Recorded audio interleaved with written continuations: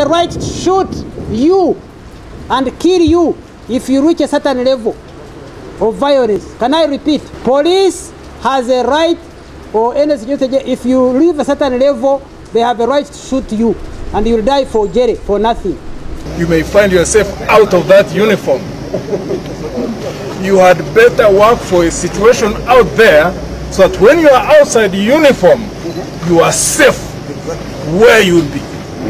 Yeah, sure. Use your head, my Gen.Elly Tumwine. Kale tubasasidde nnyo aba family ye. N'abaserikale ba UPDF abamufunyeemu twagala basaasira okufiirwa mulwanyi munnaabwe. Saagala musaasira ku lw'eggwanga nti eggwanga yawaayo nnyo obulamu bw'oddirwanirira naye yawaayo obulamu bw'okulwanirira ye ne family ne baganda be bakkiririzaamu.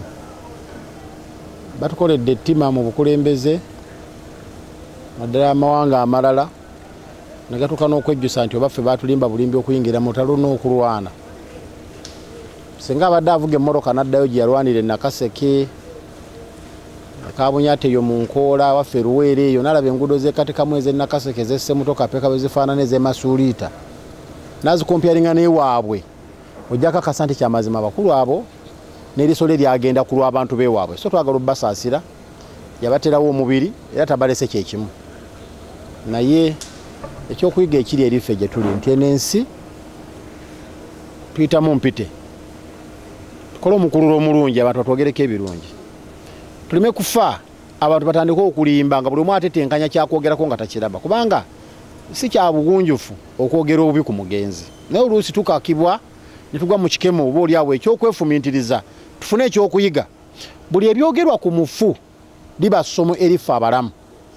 Bwe twogera ebirungi ku mufu tuba tugamba abaana be n'abo abajja mu bigere bye nti bannange omusajja ono abadde mulungi era mutambule mu bigere bye. Naye ofuna okukemebwa bw'otandika okwogera ebigambo ebyo ng'ogera ku musajja abadde very arrogant ne kufula Parliament nga talina nsonyi okulagira nti gundi bakuba essasi bakutte ng'akola batolina mugaso omuleetako akajanja tekirimu fayida gw'okola ki.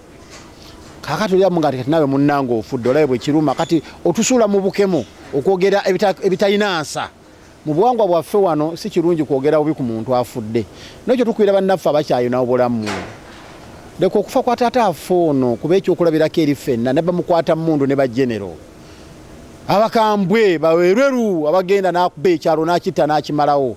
Najja n'agamba nze bantumye. Omanye nti enkya ogenda kugenda. Biki ebigenda okwogerwako. Tukolerere nnyo ligasi eyo n'abaana baffe gye banaasikira. Kakati mukama waffe is no more. Kati abasigadde okwetikka omugugu gwe oba okwetikka ligase ye family ye n'abaana be. Abaana bo bategekedde ki bagenda boogerako ki bagenda basanga babolendula amazzi banywe ekitatabwa akola bulungi oba bagenda basanga babakasinge.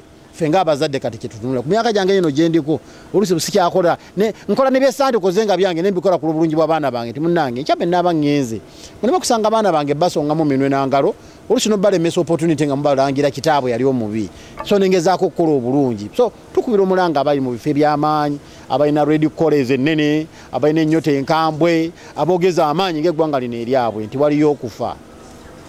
Equalizer okufa equalizer obo badde kabaka obadde presidenti obo baddani waliyo equalizer kwe kufa nolokotekwa ku minzaani abaana bo ne batandika okugabana ebikolwa byo bikolobero byo nga gwe wagenda dda.